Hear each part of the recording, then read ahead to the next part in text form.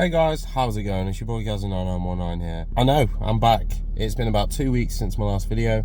There's a reason why the videos have been a bit sluggish lately, and that is because I've been working with my good friend Jake, who owns the Sloth Garage YouTube channel. Link is just in the description if you want to go check that out. His content's a lot more interesting than mine, if I have to be honest. So if you want to go check his channel out, then you'll see me make an appearance on there for the next few weeks to months.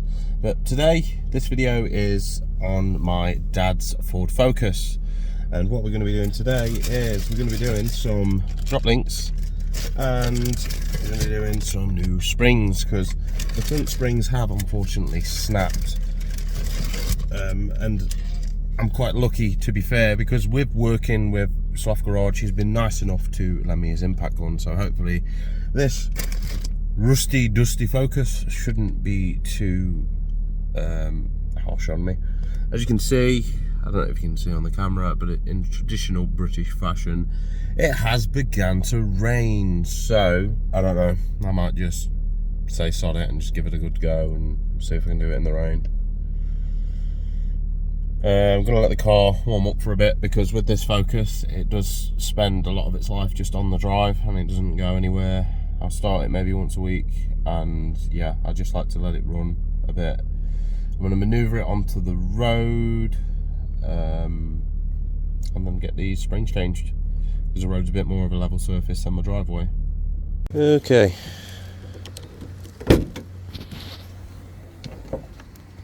There we go. Right, so thankfully it's not the same god-awful design as on the Mark 5 Fiesta where it's just a one bolt in the top. We've got 3 studs there for a top mount, so should be okay to access it from this end. It just depends on how rusty it is on the bottom side of things. Now with this car you're going to see a lot of don't ask sort of areas, like why has it not got a locking wheel nut and a red bolt? Don't ask. Why has it got body filler in it? Well, expanding foam in a rusty wing and tape on. Don't ask. It's not my car. I wouldn't have abused a car like this. Nevertheless, let's get on with this.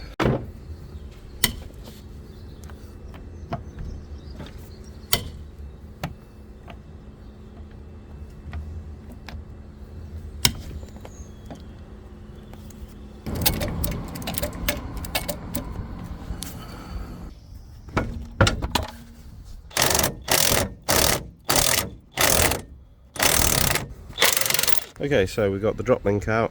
As you can see, it's a bit old, worn. The rubber's quite perished.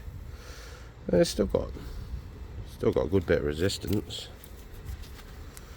but it's just the rubber more than anything. So it's probably quite a good job that we're changing these.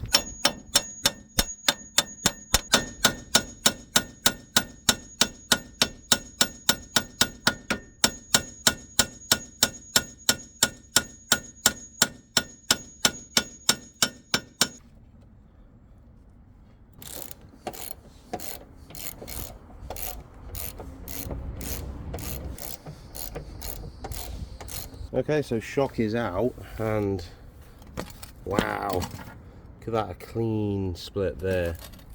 Unfortunately, we are reusing this shock absorber and top mount.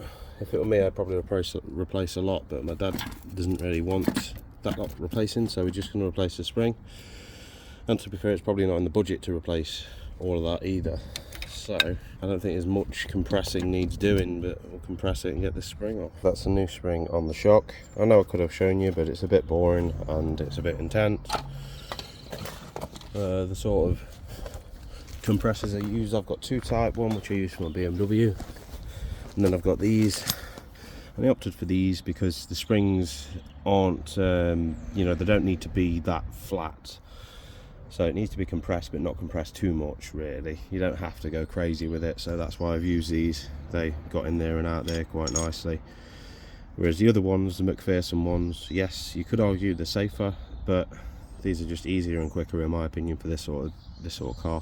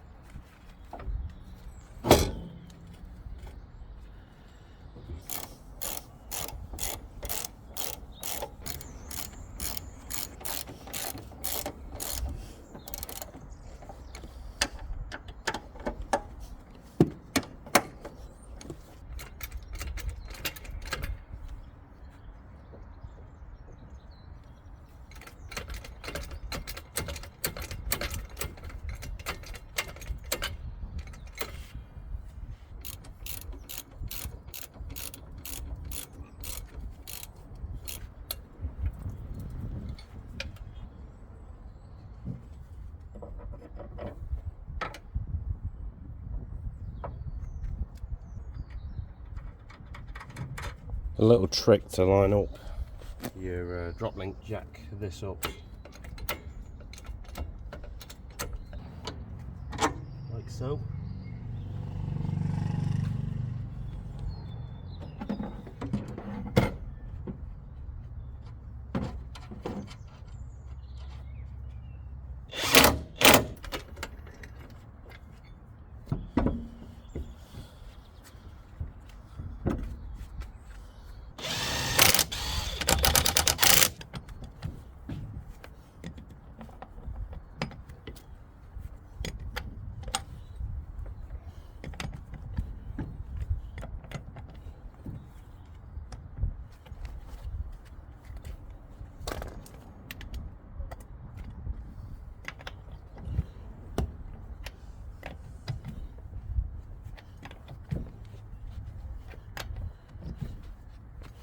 Okay, so just a quick one to look at this side in comparison. This is the next side.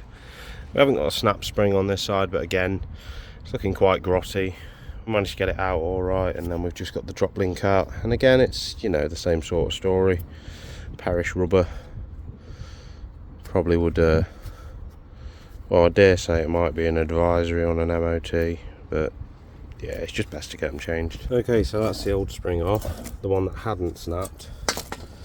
Truthfully, I don't think it would have been long until it did. Right then guys, so that is the front springs and drop links changed on the Mk1 Ford Focus.